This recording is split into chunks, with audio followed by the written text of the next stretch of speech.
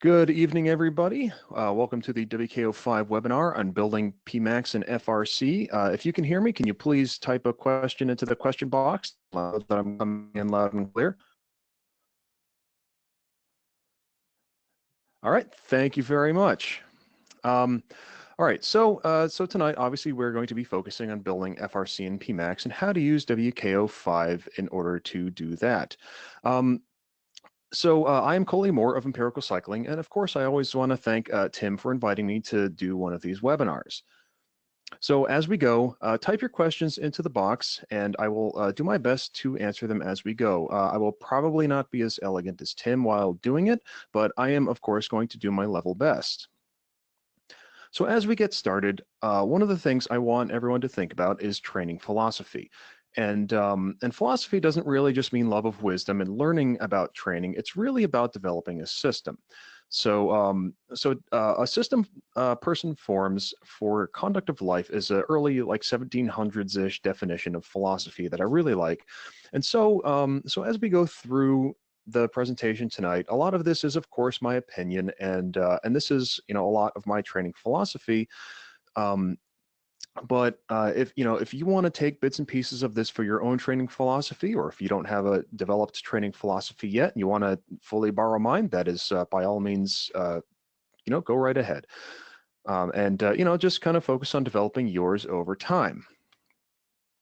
So as we train, one of the things that we want to do is we always want to have a cost-benefit analysis of the training that we are doing. And so kind of working right here where the benefits outweigh the costs, but only just a little bit, this is probably the best and the easiest place to get when we are training.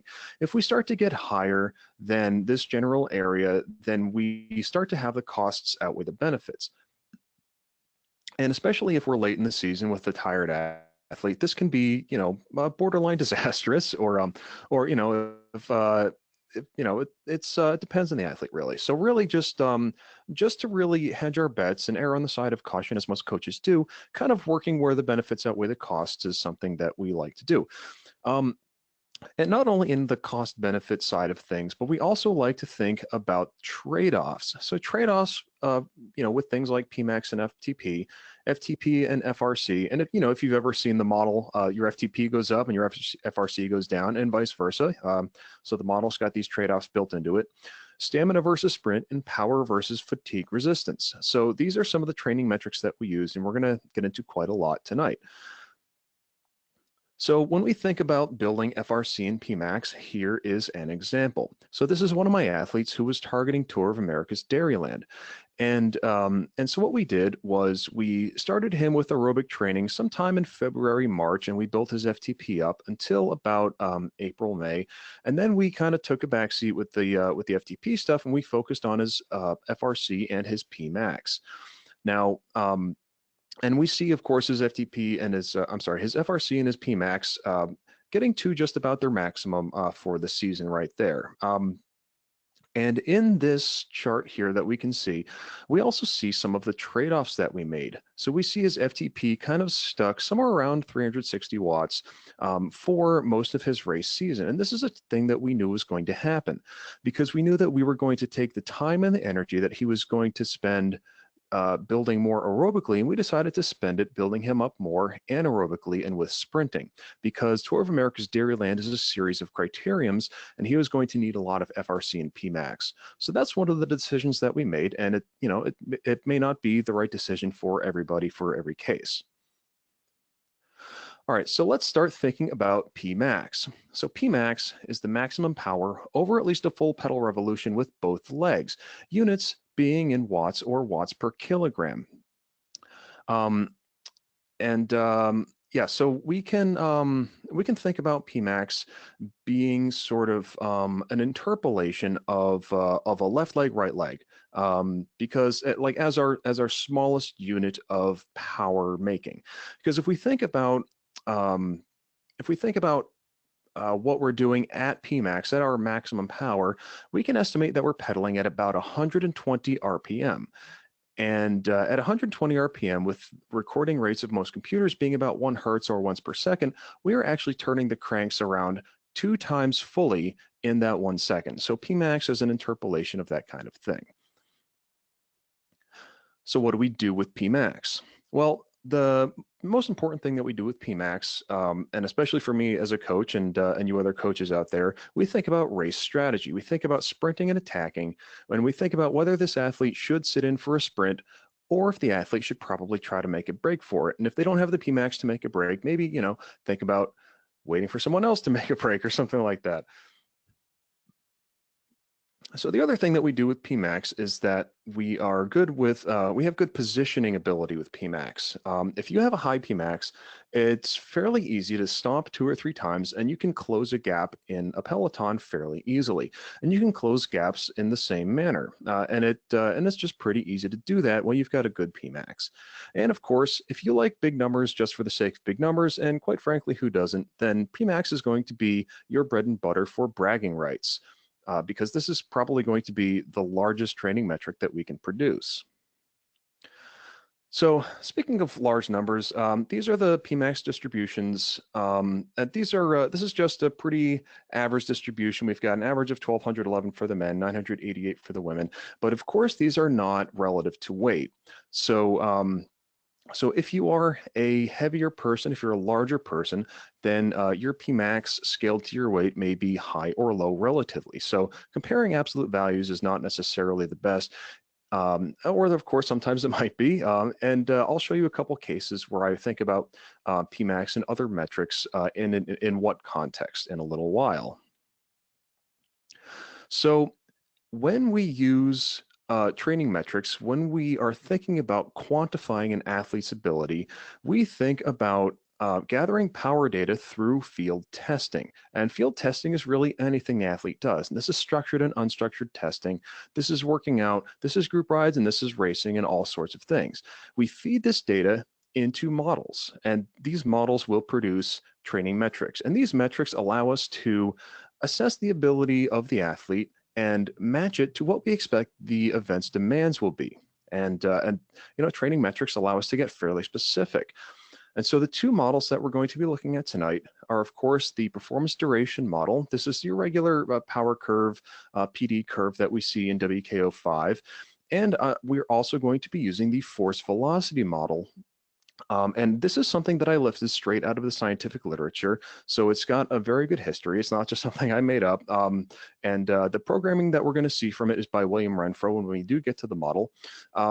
And so this is a very, very useful thing to look at sprinting. So this is a very detailed look that we can get at Pmax. And so the PD model is going to typically give us the metrics that we see in the hero bar. So we see Pmax, FTP, FRC, TTE, VO2 max, and stamina. And the force velocity model is going to give us the things that are going to give our Pmax quite a bit of context. So this is going to be Pmax, of course, RPM optimal, Nmax, and MS max.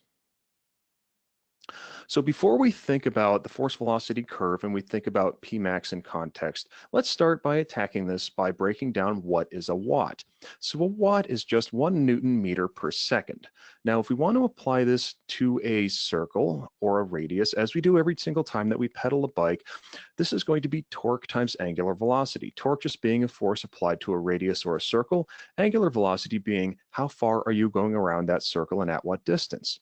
And so this gives us 3 key parameters: duration, so how long is it taking to pedal, distance, how far are the pedals moving, and force. This is how hard are you pushing on the pedals. So maximum power really just breaks down to how hard you can pedal times how fast you can pedal. And if we want to break this down into its constituent parts, it's going to look a lot like this. So this is the power force velocity overview chart. Now this is part of the chart you can find in the chart library that is called WKO5 track view. And this is a view that I wrote just for my own purposes really, and they were kind enough to include it in the chart library. And this is the place where I look at the key metrics for people who sprint a lot. And so let's start getting into this model. So the red arc that we see, this is the power velocity model. Now we can think about the power velocity model in practical terms. So if we look on the x-axis, we see meters per second. Now, meters per second is just something that I use, and I'll show you why in a second, but we also could have equally used cadence. So let's think about all the way over on the left at 1. So at 1 meter per second, you're pedaling fairly slowly, and we would show more to the left, but the cadence data gets really strange at those very low cadences. So I had to kind of cut the model off at about 50, 60 RPM. So at that low cadence, if you think about standing up and trying to pedal really hard and trying to sprint, you're not going to be producing a ton of power. But as your cadence increases, you will eventually get to the point right in the middle of this graph here where you are producing peak power. And then as you go further to the right, the pedals are going to be moving too fast for you to produce peak power. And so in this way, this is going to give us context for our ability to produce power. Because right here in the middle, this is the sweet spot of being able to produce a lot of watts. And anybody who's ever tried to sprint will instinctively tell you if they were overgeared or undergeared. And this is really just a way to quantify that kind of thing. Except now we can quantify it really well with other types of metrics. So if we want to really think about training the power curve that we see here, we really want to think about training the force or the speed with which we are going to be producing power. And by this, I mean, let's look at the green line here. The green line is the force velocity graph. Now, this is just a linear relationship, and this goes for the same thing as the power. If our pedals are moving pretty slowly, if we're at a pretty low cadence, or maybe doing a standing start or something like that, we actually have a lot of time to produce force on the pedals. Think about a standing start. Like if somebody, if you're doing a standing start on a track, that first pedal stroke looks like it takes forever compared to the next couple pedal strokes. And then, of course, as we move over to the right, and the pedals start moving faster and faster, we have less and less and less time to produce power. And so as we get to the far right, there is going to be a point where the pedals are moving so fast, no matter how hard an athlete contracts their muscles, they're not going to be able to actually push on the pedal. They're just going to be able to get their leg moving fast enough to keep up with the pedal, but they're not actually going to be able to apply useful force. And so it's these two things that give us the best context for our Pmax. So the first thing here is Nmax. This is how hard you can pedal. So with this, one of the most important things to think about is just kind of an exaggerated version of Nmax. So right here we have an athlete who can do about 1912 newtons. So if he were to do a standing start or maybe a cross start or something like that where you are at a standstill and somebody was holding his seat post and didn't let him go. Now, and then we said go, and this athlete tried to do a start, we can expect about 1900 newtons maximally. But if we go over here, again, we have MS max. So this is how fast the athlete can produce force. This is the point at which the athlete can actually no longer produce force because the pedals are moving so fast. And so if we move these two parameters up or down by training the athlete in certain ways, then we are going to get a change in Pmax here in the middle. And of course, the last thing to think about is RPM optimal. So RPM optimal is really just a model-derived estimation of the cadence at which somebody's going to produce peak power. And here we have this athlete who can produce peak power at about 115 RPM. So the red dots here are actually in 10 RPM bins. So the middle dot here is actually 110 to 120 RPM. So really, we can say that somewhere in that range is where this athlete's going to make peak power. And it doesn't really have any use when we are actually racing, because nobody's going to say, hey, hold on a minute, guys, I gotta make sure that when I sprint, in the next 300 meters that I'm at the right cadence. Nobody's going to be able to do that, but it is useful in training, and we're going to see a couple examples of that. So as we think about training Nmax and MS max, here's an example of the effect that it actually has. So with this athlete, for 2018, he had pretty much an identical curve. We had the same Nmax at about 1900 1915 newtons, but his MS max for 2018 was actually 0.1 meters per second higher. And because of this, it had a very noticeable effect on his power output. So we can see that, 2018 with the same parameters, this athlete is producing about 2,000 watts maximally, but we see that with an additional 0.1 meters per second in his MS max, he's able to produce another 100 watts, and he's able to produce more power over a higher range of higher cadences. And of course, over on the left, because his Nmax didn't really go up, then he's actually not able to produce that much more power at those very low frequencies. So I hope that makes sense to everybody. And all right, no questions. Excellent. All right, so this is how Nmax and MS max predict Pmax. So they have a very simple mathematical relationship, and this is it. It's Nmax times MS max divided by 4, and that's your Pmax. That's your Pmax. And so we can think about if we shift Nmax up or we shift MS max up, we are going to increase Pmax by a similar proportion, by this proportion here. And so we can actually train MS max and Pmax by doing certain things. So to train Nmax, we need to pedal harder. How do we pedal harder? We're going to do heavy weights, and we're going to do maximum power at low cadence.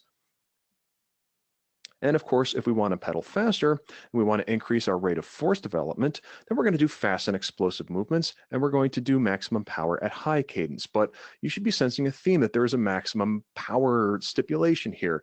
And that's because all of the movements that we do when we want to improve Pmax need to be intended to be maximal force and maximal velocity. And in a couple slides, I'm going to show you guys a little bit of the physiology behind this, but we're not really going to get into it too deeply. All right, so cycling specificity in weight training. This is something that that I think a lot of people should probably start to think about as they spend more time in the gym, because we're going to get into a couple things here that I hope are going to be interesting. So the first thing to think about is unilateral versus bilateral, and this is 1 versus 2 legs. So of course we pedal a bike with 1 leg at a time, unless you've got some of those weird power cranks. That would be kind of funny to watch somebody race on those. Of course, most of our gym movements are bilateral. So squats and deadlifts, most people will do them on 2 legs. So let's think about the pros and the cons and the trade-offs that we're going to make here, and some of the choices that we might want to make in the gym. So the upsides of unilateral movements is that it's more cycling specific. Of course, pedaling a bike with 1 leg at a time, you want to lift weights with 1 leg at a time. That makes a lot of sense. And of course, we're going to have to use lower loads. So of course, on 1 leg, we can do less weight than on 2 legs. The downsides of unilateral lifting is imbalance. And by this, I literally mean you're going to be off balance. And with a lot of athletes who may not be used to doing heavy weights on 1 leg, doing heavy weights on 1 leg can actually lead to a lot of stress on your stabilizing muscles and other things that may not be well trained and well prepared to take those kinds of forces. And so this leads to an increased injury risk. So you want to be careful there. On the other hand, bilateral movements, of course, these are more stable than your unilateral movements. And these are effective for novices, and anybody who gets into the gym for the first time ever is probably going to find that doing just about anything is going to be helpful for their Pmax. And bilateral lifts, squats and deadlifts and stuff like that is going to be no different. The downside of this, of course, is that it's less cycling specific, and you're going to need heavier loads. So with heavier loads, of course, this can be dangerous if you have back problems or if you have mobility problems or any kind of thing like that. And of course, now with bilateral movements, the downside is that it's less effective for advanced sprinters. So and of course, for advanced strength athletes. So what is an advanced strength athlete? Well, I'm going to actually qualify it by saying what is a novice strength athlete. So a novice strength athlete is probably someone who spends about 1.5 months, maybe 2 months a year in the gym, and probably no more. And then you're off for 10 months before you get back into the gym. Every time you get into the gym, you are effectively going to be a novice again. You're going to carry some of the strength that you got from last season, but a lot of the pathways that allow us to adapt our Pmax in the gym are going to be open to you again. So Joint angles. This is something else we should think about. So joint angle specificity is important for both neural and muscular reasons, and we're going to show that a little bit in a couple slides. And we want to think about this both in terms of standing and seated sprinting. So, of course, seated sprinting happens a lot on the track, and it can happen in criteriums. If someone wants to attack in the saddle, then you want to think about seated sprinting. That's a sneaky way to do it. Just stand here, but you're going to go when you stand. So we want to think about hip angle and knee angle while both standing and seated. But I want to caution you that trying to reproduce these tight hip and knee angles in the gym is going to be a little different than doing it just on the bike. And the reason for this is because we have different degrees of freedom of our joints when we are pedaling a bike and then when we are in the gym. So one of the things that a lot of cyclists will probably need to work on that they may not realize that they need to work on is their flexibility and mobility of their hips and their ankles and to hold weights up even of their shoulders.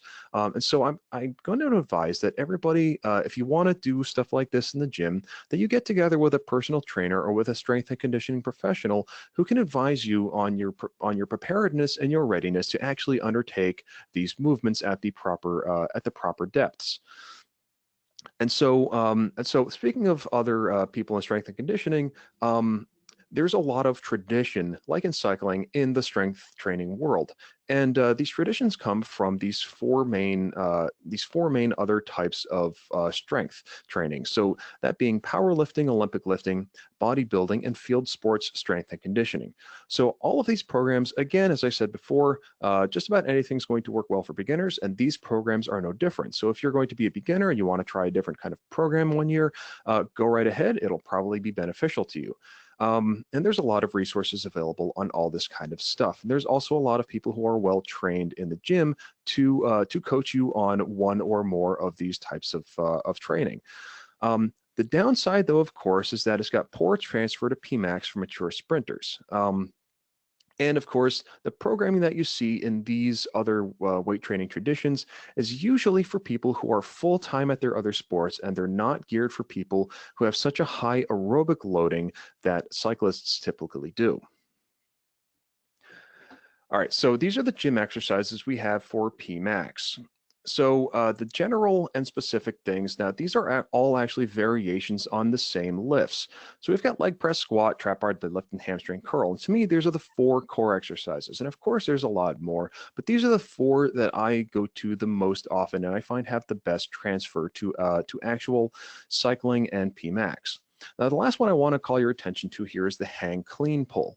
Now, in Olympic lifting, this is not a full clean, by the way. So in Olympic lifting, typically in a clean, you're going to catch the bar in a front rack, and then at the bottom of a front squat if it's heavy enough. And so a lot of cyclists have never done Olympic lifting, and the technique involved and the flexibility, mobility, and strength in the upper body and core, and the ability to absorb a weight at the bottom of a front squat. Now, these are things that are going to take years and years and years to develop. So to me, the cost to the benefit is very, very low. On the other hand, the hang clean pull is a great movement.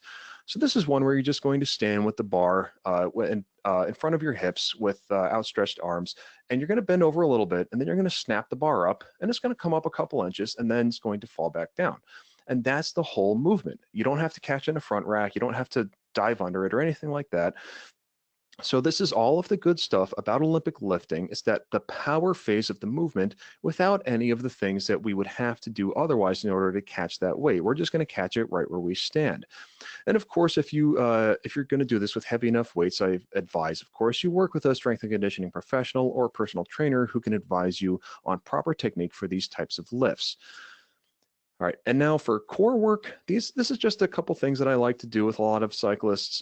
This is just just a really basic smattering of core exercises. So we've got planks in the body saw, we've got side planks and hanging leg raises, rows and presses, and anti-rotation exercises. So the planks everybody's pretty familiar with probably, and the hanging leg raises, these are Well, and the rows and presses. Now you might be asking why a hip exercise and a shoulder exercise are included in the core. Well, the core is not just all of the muscles that are exclusively in the torso. The core also includes the muscles that attach to the torso, and so this includes the shoulders and this includes the hips. And so by doing these things and including them in your core work, you can actually incorporate the neural demands of using your shoulders along with all of your torso muscles. So something like the single leg straight leg deadlift is a really good example. You stand on your right leg with a weight in your left hand, you keep your right knee locked, and you're going to bend over at the hip, and you're going to feel a weight across your torso diagonally. And so in this way, everything gets to kind of work together. Anti-rotation exercises are also really fantastic things to do with cyclists. And I've got a book. It's on the last slide of this webinar here. So I recommend that book for anybody who's looking to get into more into their core training and stuff like that. It's not a book specifically for cyclists. It's a book for athletes in general.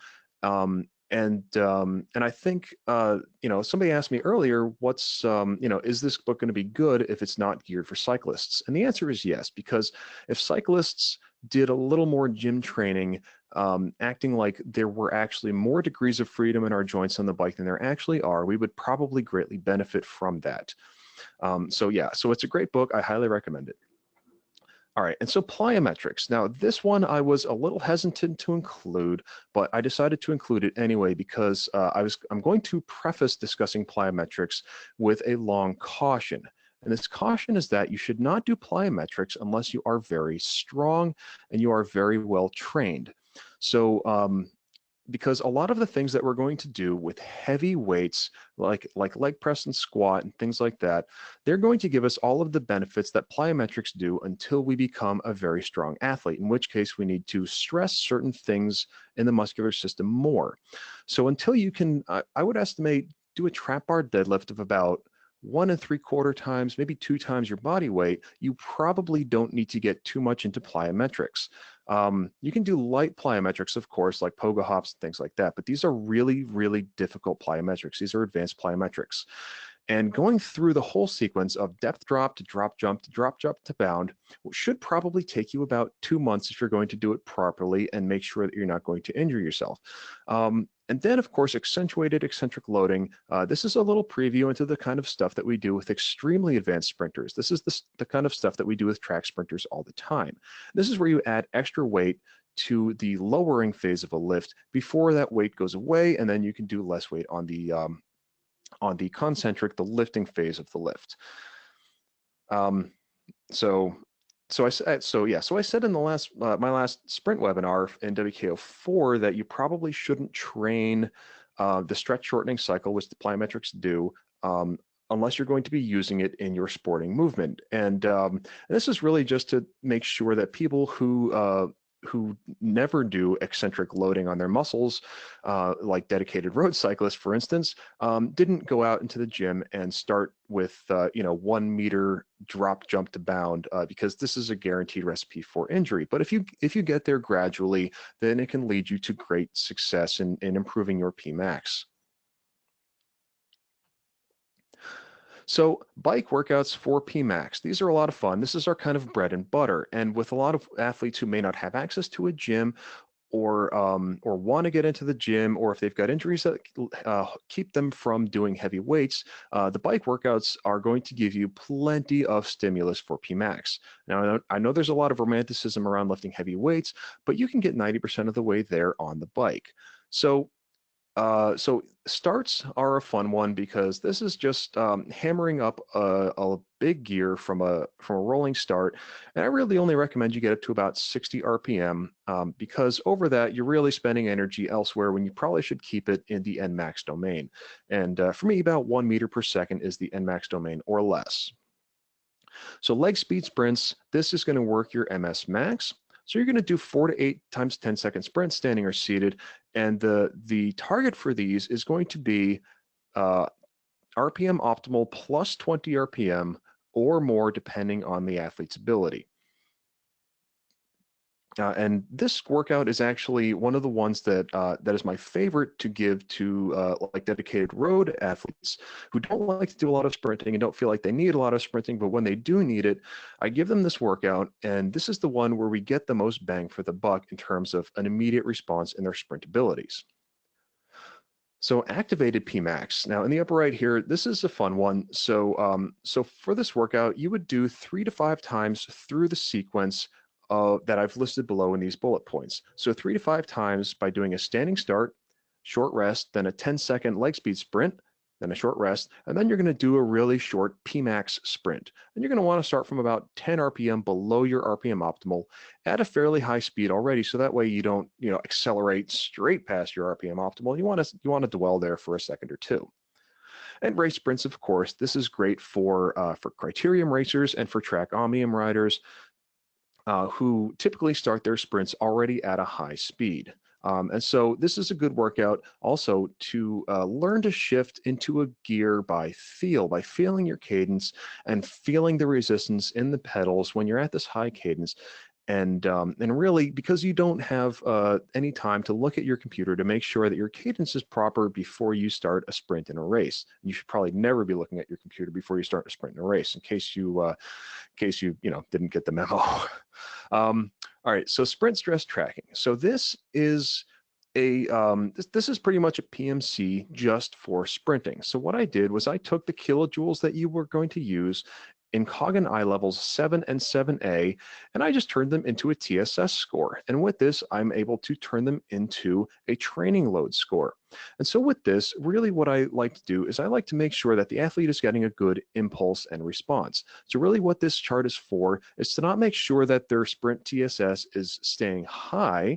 It's actually to make sure that it's not getting too high and seeing that the athlete's getting proper rest.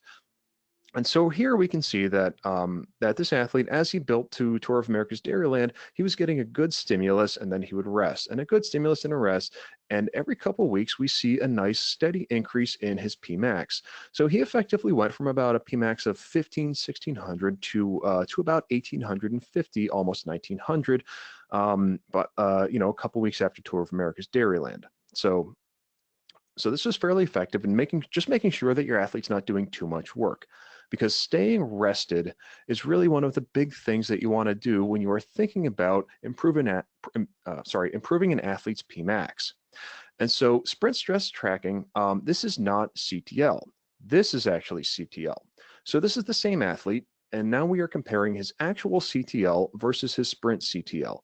And we can see that once he starts sprinting, they track okay, but we see a really big spike in the sprint CTL when he actually gets to Tour of America's Dairyland. We see a very large spike there indeed, and we see his CTL staying fairly steady. And of course, we see his CTL building and building and building, and then when it peaks over here, that's about when his FTP starts to level off for the season. And of course, that's when we start folding in the Pmax kind of work.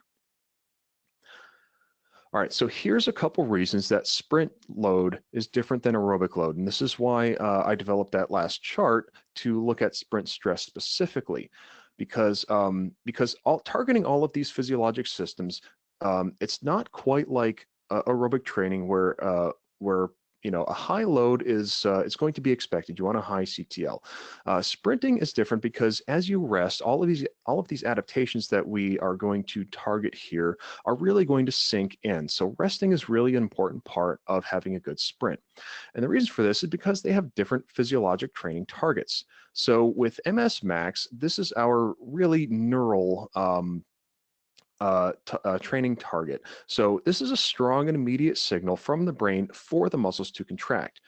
And the thing that's really important here is that this determines the number of motor units recruited.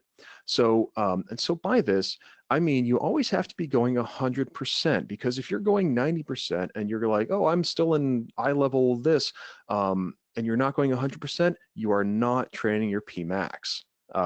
Sorry, that's just the reality of it. Time and zone doesn't really work for Pmax.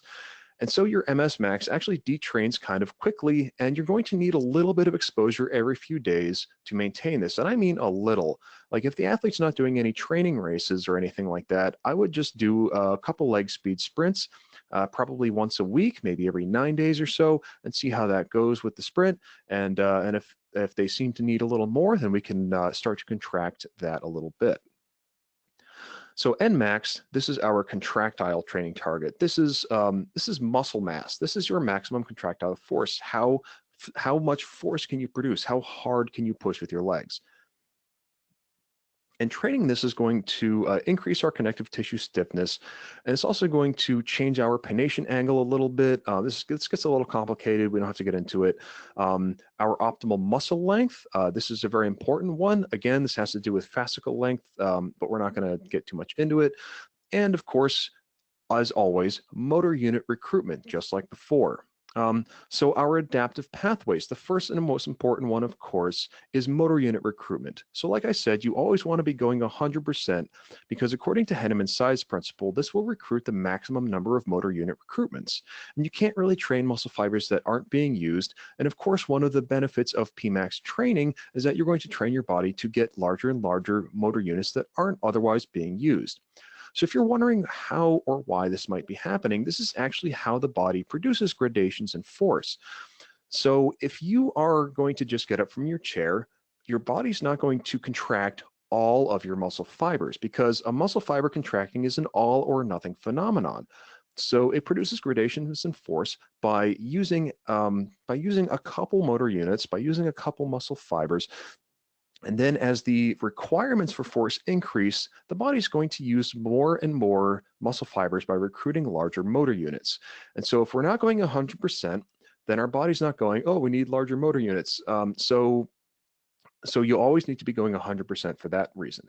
Another reason you always need to go 100% is that this way you increase RFD, your rate of force development, because your intended speed of movement and your joint angle specificity, for neural reasons, of course, these determine your neural adaptation. So if you're not trying to produce force quickly, your brain is not going to send the signal fast enough and strong enough very early on in order to contract your muscles very, very quickly. And that's why it's called neuromuscular power, because a big part of this is that your brain tells your muscles you need to contract very quickly right now. And of course, velocity for neural reasons as well. The adaptations that you get for, well, mostly neural reasons. There are some, muscular ones too. The training that you do at whatever speed that you spend it at, and by this I mean your cadence, this is going to determine where you get the most adaptation. So you want to look for power outputs that outperform the power velocity model, like in this athlete. So we see this athlete really likes his big flashy watts in the middle, and he also likes to do a lot of watts at the very, very high end, probably around 180, 200 RPM. And other than that, he definitely needs some work. And so with power targeting, as I said before, I don't use eye levels. I just say go 100%. And if you cannot produce very, very, very high forces, if you cannot produce large amounts of power, if you're very tired and you're not able to produce large amounts of power, you're not training your Pmax nearly as well as you think you are. And so for instance, if you do like a 5-hour road ride and you can still produce peak power at the end, then that's going to produce enough Pmax stimulus if that's what you want. On the other hand, if you do that same ride and you're fairly tired at the end and you're really trying to sprint hard, you are actually not going to be going hard enough to produce the adaptations that we want. So you want to move your sprints to the beginning of your ride. All right, so I said I would talk about some metrics here, and this is the sprint metrics report I have included in the view called WKO5 track view. And so here's just a short rundown, and this is by no means, as always, a complete list. So criterium sprinters and track endurance athletes, I really like to look at Pmax both in terms of raw watts and watts per kilo. And this should be obvious for anybody who's ever raced in a criterium or on the track. And the other thing I really like to look at is Nmax per kilogram. And this is because this is going to give us an idea of how well the athlete can accelerate from a low speed. And so if we think about the first equation that we learned on the first day of our very first physics class, we know it's, of course, force equals mass times acceleration. So if we want to look at how well an athlete accelerates, we have force divided by mass. And do we have force in our metrics? Yeah, we do. We have Nmax. Do we have mass in our metrics? Yes, we do. The athletes enter their weight. So this is going to allow us to get an estimation of the athlete's ability to accelerate. All right, and so for road and breakaway sprinters, I look at these two things, Pmax after 2,000 kilojoules and Pmax after over 40 minutes of FTP. And sometimes I'll do 30 minutes. But the reason I break it down into these two parts is because after 2,000 kilojoules, if you're sitting in a pack and you're just kind of chilling and you're not really sprinting up any hills and you're not really chasing any breaks or anything like that, that's a very different 2,000 kilojoules than if you are sprinting up the hills and you're chasing every break and you are making those attacks. So that's the reason I like to look at those a little bit differently. Those are two very different amounts of kilojoules. All right, so for cyclocross, mountain bike, and track sprinters, I of course look for Nmax per kilogram first, because in a lot of these disciplines, you are going to be at a fairly low speed and looking to achieve a fairly high speed very quickly. And especially in cyclocross, I don't know why they don't make those corners long and sweeping all the time, but you do end up at a very low speed, and you do end up at a overgeared somewhat often. And of course, knowing how well that you can accelerate out of each corner is going to be very important. And of course, watts per kilogram as well. And this is also obvious. This is obvious for, or this is important for obvious reasons. I'm sorry. All right, and so for BMX, this is a really fun one because if you ever have watched a BMX race, you're going to know that the BMX racers are at a very high cadence for the entire race. And this is because the start is so important. And so pedaling at 180-ish RPM for the whole race requires a special skill set, and it requires a special physiology. It requires a high MS max. Because if you think about, I've seen athletes whose MS max is somewhere around 180 to 200 RPM. So I would never recommend that they go race BMX because if you want to create power at 180 RPM, you've got to make sure that your MS max is way over your required race cadence. And so this would put your RPM optimal somewhere in the 140 RPM range. So 180 RPM doesn't actually seem that bad. And of course, you need to accelerate in BMX too. So that will give you Nmax per kilogram acceleration as well. And so again, the sprint metrics report, this is in the track view in the chart library. And we're not going to get into everything here, obviously, but this is just a quick report on the athlete's current state that I like to look at. All right, so let's think about FRC now, functional reserve capacity. So this is the total amount of work that can be done during continuous exercise above FTP before fatigue occurs, units being in kilojoules or joules per kilogram. And this is another distribution, another set of standards for men and for women. But while we look at this, I want to actually caution you on trying to actually do the joules per kilogram thing here, because if it's just you and if your body weight is staying the same, then that's a valid metric. But if you want to compare during periods of rapid or even slow of any kind of period of muscle or weight gain or loss, then the FRC in joules per kilogram is going to be kind of strange, because you can really only measure the kilojoules and the power curve by the muscles that are actually doing the work. So if we want to do this, we actually want to measure kilojoules or joules per kilogram of leg mass that's contributing to the power curve. So once we actually do that, we could actually compare a fairly small and a fairly large rider in terms of their relative FRC fairly easily. But people vary in how much their leg mass makes proportion of their total body weight. So that would be kind of challenging indeed. But nonetheless, that's how you might want to do it. All right, so what do we do with FRC? High FRC athletes are really good at maintaining a long sprint, because high FRC means you can push into the wind longer and you can actually maintain a fairly high speed. These are great people for team tactics. The high FRC riders are really good booster rockets. Now, these are the people who are going to make an initial attack and bury themselves for a couple minutes, getting a gap against the peloton. And of course, if they fatigue and they can't catch back onto the break, they just fall back to earth, as as any good booster rocket does. So, so these are also really good athletes for sprint leadouts, again, because they can maintain high speed. And of course, if you want to try your own hand at this, you can go for some last lap attacks. High FRC riders may not have the best Pmax, but can maintain speed. That might be a really good race winning tactic for you. So punchy hills, being a puncher, is another thing that FRC riders can do pretty typically fairly well. And of course, the individual and team pursuit. High FRC riders are really good at the pursuit, and we're going to talk a little bit about that kind of towards the end. And as always, FRC allows us to have some pretty good bragging rights, as long as people know what FRC means. Maybe not everybody at your local race does, but that's something to think about among other WKO users. So FRC training levels now have power and time. So if you're kind of new to WKO5 or WKO at all, and you're new to Coggins eye levels, one of the things that that we know about the classic eye levels, or I'm sorry, not the classic eye levels, the classic levels, is that they're all anchored to FTP. For instance, VO2 max goes up to 120% of your FTP. It doesn't really, but that was an estimate at the time, and it worked for about half of the people who tried to use it, but didn't work for the other half.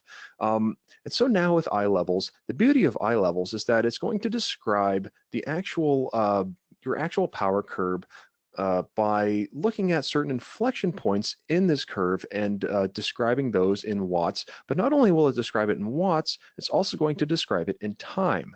So this is going to allow us to target an athlete's individual FRC abilities very, very well. Because as we see here, this athlete's doesn't have a duration for the first couple levels: recovery, endurance, tempo, sweet spot, and FTP. However, once we get above FTP, we see that this athlete can hold the FRC FTP eye level from 2 minutes and 4 seconds to 23 minutes and 56 seconds. And so this is one of Donnie Key's charts. I missed that guy. I wish he was still in the group, because he made some really cool charts like this one. And so if you look on the right, this chart really is going to just show you kind of the inflection points that the eye levels are based on. And so when we do FRC intervals, we can use this to target our FRC intervals. And I don't use power, again, for similar reasons to Pmax before. We always want to be going 100%. And so when we go 100%, we can go 100% for different durations of time. And so optimized intervals is how I target these. So for Pmax, 11 seconds. Most Pmax work I do is probably 5 to 10 seconds. But once we start wanting to build that out, we're gonna use optimized intervals. So I would assign like 12 to 15 seconds to start, and then see where it goes from there. And of course, intensive anaerobic and extensive anaerobic, 33 seconds, probably do 35, 40 seconds for those intervals. And for extensive anaerobic, 55 seconds, we can just round that off to a nice even minute. And as always, no power targets, just go 100%. And you're going to want to rest until you're feeling good again to do your second interval and your next interval and your next interval at the highest power level that you can possibly get. So here's a couple workouts for FRC. Hill reps, I usually assign these just as the intensive duration, but there's no reason you can't do them with extensive, of course. And you're going to allow the athlete to self-select their cadence in order to let them figure out how they best produce the most power. FRC acceleration, this is a fun one, especially for working on your mountain bike starts, working on your cross starts.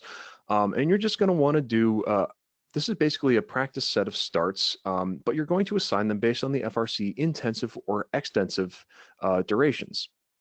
And so you can pick your starts on your regular race gear that you would normally start on to get your best acceleration. And then you can shift through if you want, or you can pick a pretty large gear and try to do your starts on those if you want to get a little Nmax specificity here. And positional specificity, this is very important. Like for cross racers, you're going to want to be standing on your hoods. For track and criterium racers, you're going to want to be in your drops. For mountain bike racers, well, you just got the one thing, so you're going to do the one thing. FRC capacity. So this is a really good interval set. This is a high intensity interval training type of workout.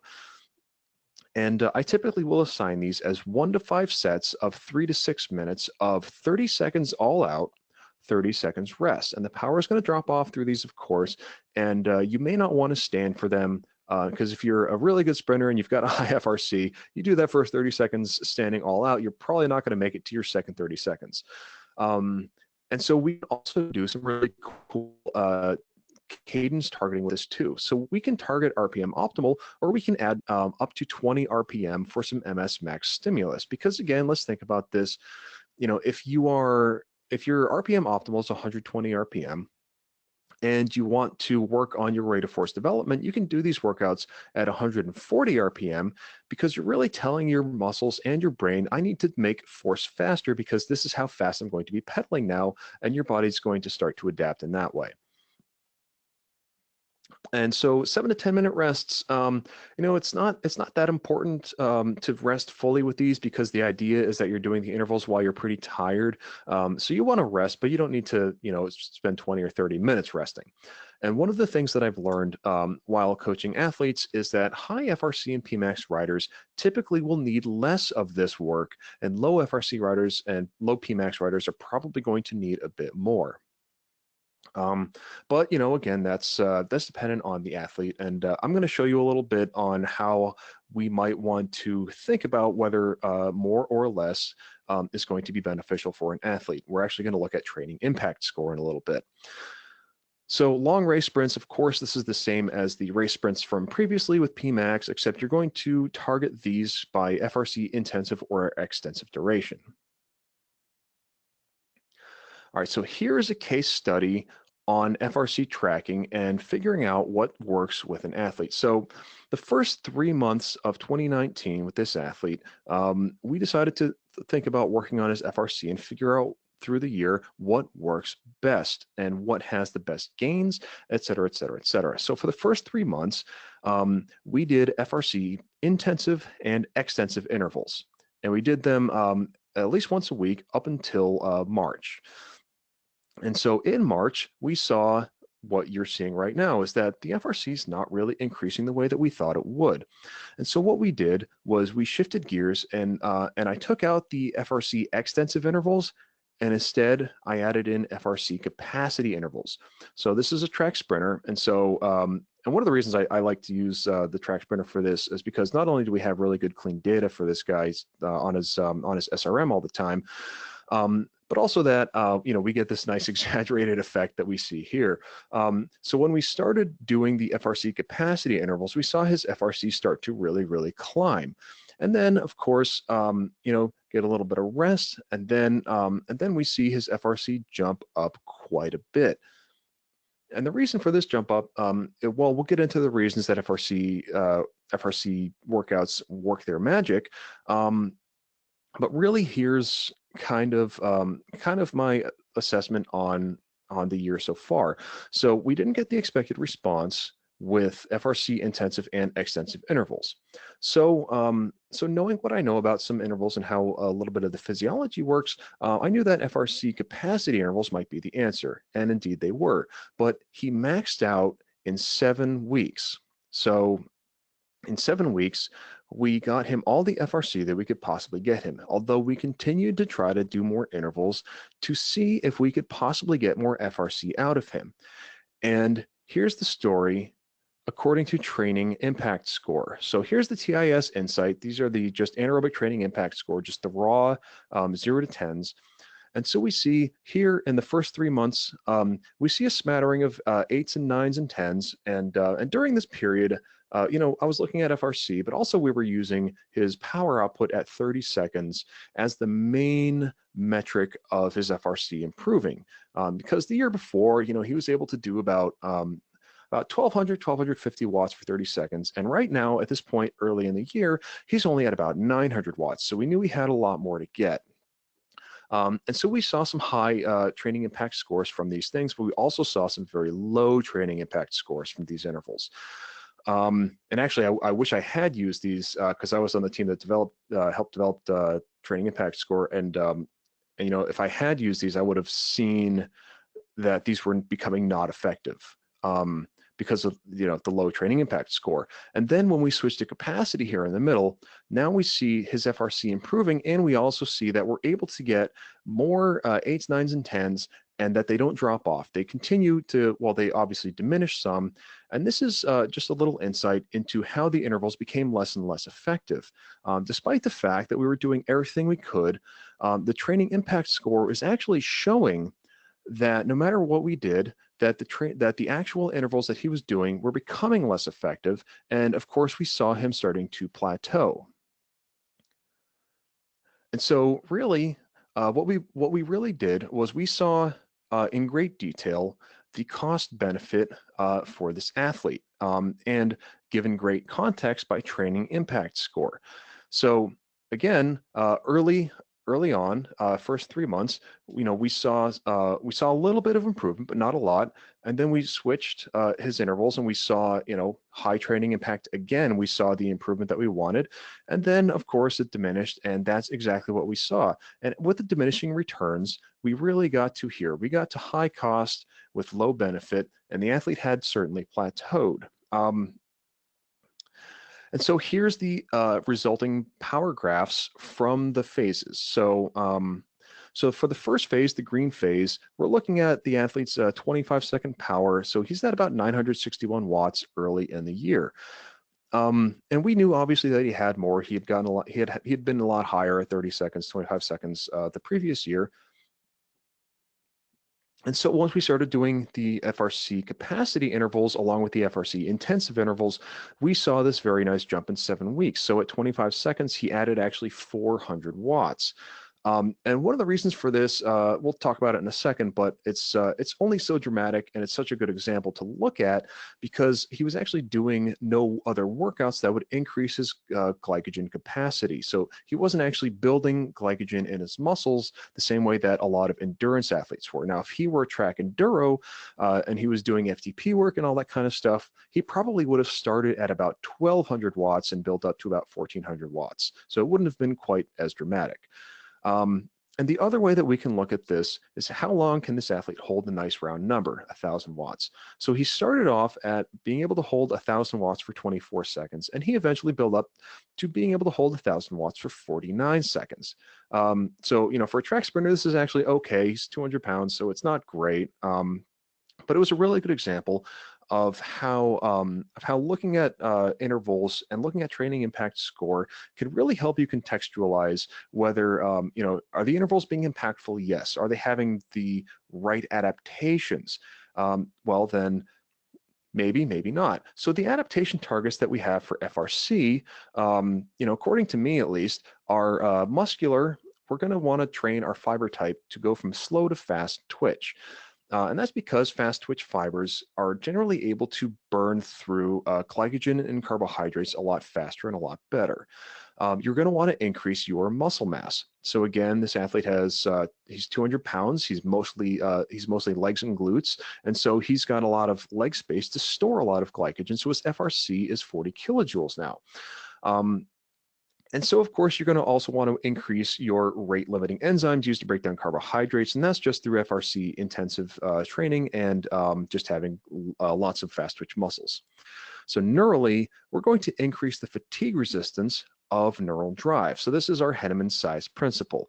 And of course, aerobically, we want to increase our VO2 max while we decrease FTP. Now, why would we want to do this? Because if we want high FRC, it can come at the cost of many things. And this is one of the things about trade-offs. So if we want it, so remember, what's the definition of FRC? It's the work you could do continuously over FTP. So, so if we want to increase our FRC, we can drop FTP. This will allow us some freedom to train our VO2 max a little bit more. And actually, if you want to think about a good example that we've probably all seen, this is Bradley Wiggins targeting the team pursuit in the 2016 Rio Olympics.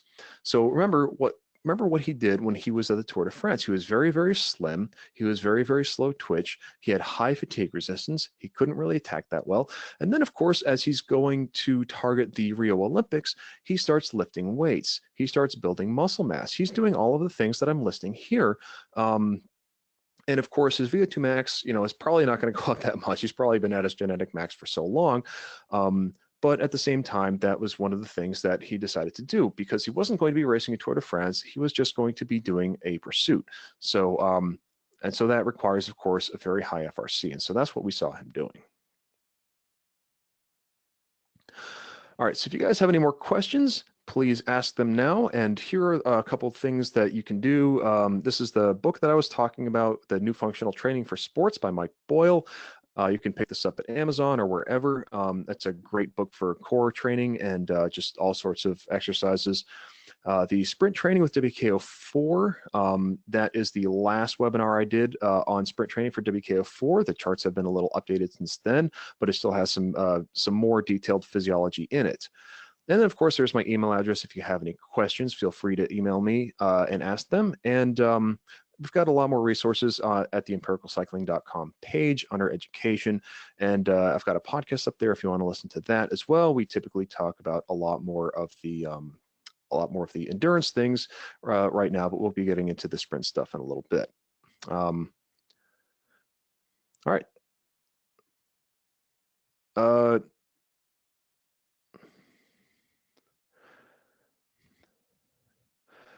What are the recommendations for a 60-year-old cross racer? Yeah, I would actually say one of the things that that masters athletes typically benefit from is actually a little more weight training, because once you start aging, your body has a hard time holding on to muscle mass. So you're probably going to want to increase the protein in your diet. Of course, consult your doctor and all that good stuff. But you might want to incorporate a little more Nmax stimulus, and definitely you want to make sure that you're always properly rested as you get up there in the years, because one of the things that happens as people age is the brain actually has a harder time getting signals down to the muscles quickly. So if you make sure you're well rested, this is one of the things that that's going to allow you to contract your muscles quickly and relax them quickly. If you make sure that you're rested when you do your sprint workouts and your MS workouts especially, and, definitely don't skip on those. I think that kind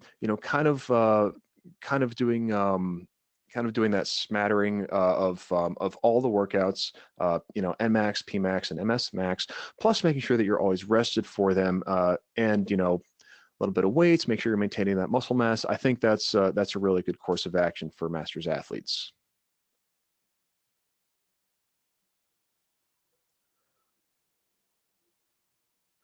All right, do we have any more questions?